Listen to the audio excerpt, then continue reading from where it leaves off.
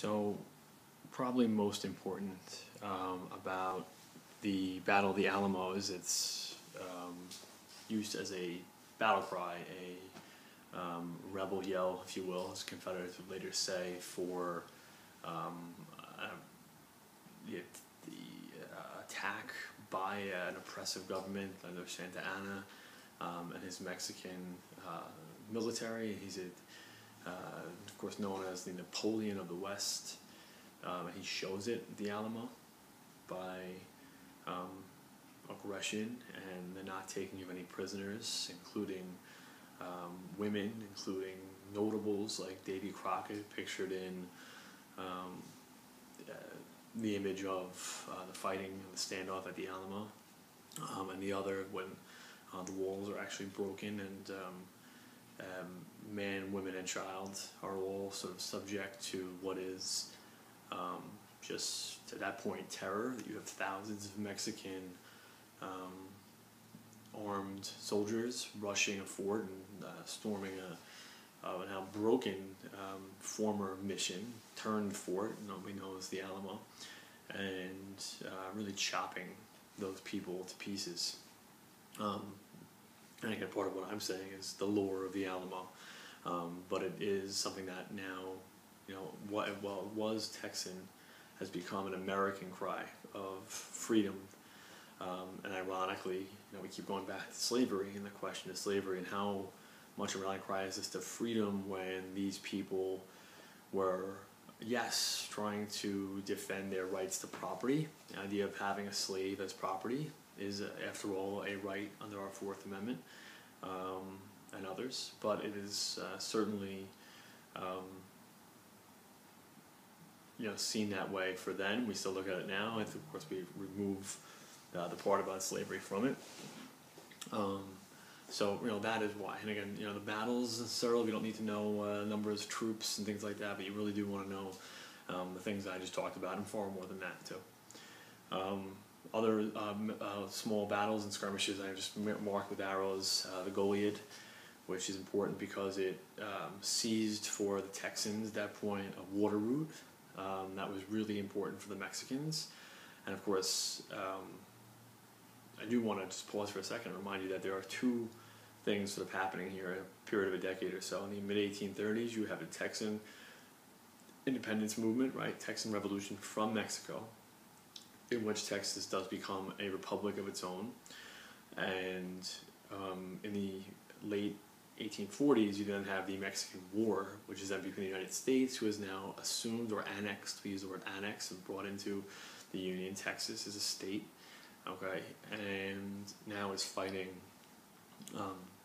Mexico, and which is, we'll get to in a couple of minutes, but these three things should always be linked to Texas Revolution from Mexico, Texas independence from Mexico, and not with the Mexican War. It's easy to confuse. I think sometimes students have a problem with remembering what battles or what episodes or what thoughts or commentaries were a part of first the Texas Revolution, Texas independence, and Mexican War between the United States government and the Mexican government.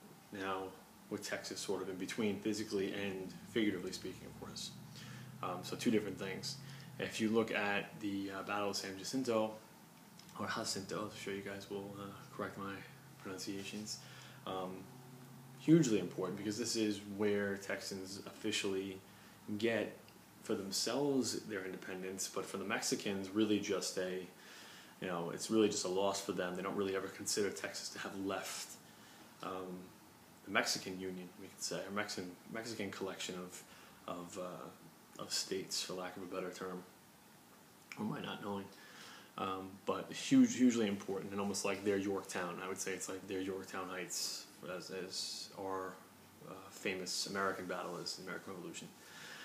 So if you go to this, some of these maps, right, you can go back, and that's the whole point of these things, guys. You can go back and forth, listen to what I have to say, and then go back to the maps and things. You have this blue area. I'm looking at one of the maps that shows Republic of Texas in orange, Mexican possessions. You have Oregon country, and you have really this expanding America, right? Territories really more than states at this point. Like all territories are not states. But this area disputed by Texas and Mexico is really important for the Mexican War that I alluded to earlier in the 1840s. So annexation, first of all, we said means to to bring in, to add, really is the idea, to subsume into a union. Texas has now been added. Missouri was added, right? Maine became a state. It was regionally already part of that, or physically already part of us, our union, that is. Right? How can it be socially and politically divisive for Americans like it was in the 1820s with Missouri? Well, annexation, in this case, means slavery, right? Texas comes into the Union. Will it come in as a slave state or a free state? It's obvious at this point, because of slavery existing there for such a long period of time, it will be coming in as a slave state, as Missouri was to be also. So this will be divisive politically and socially, because for all the reasons we've mentioned so far. It's going to divide the country, sections of the country, that is, right, over this same question of slavery. Okay. Will there be another type of Missouri Compromise? Well, I can tell you no. But it certainly is a frustrating experience for Americans on both sides of the Mason-Dixon line at that point.